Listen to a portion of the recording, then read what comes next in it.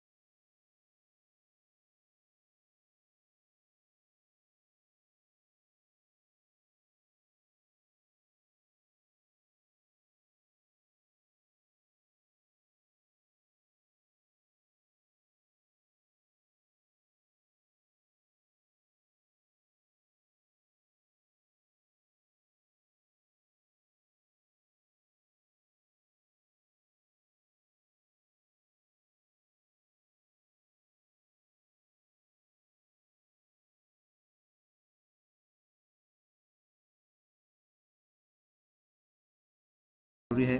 तो अब 4 चीज़ें हो गए हैं मिक्स। अब इसमें आपने मिक्स कर देना है 1 कप पानी।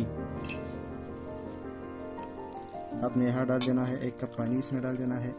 ये एक ही बंदे का खुराक मैं तैयार कर रहा हूँ। इसको डालने के बाद आपने इसे अब चूल्हे पर रख देना है।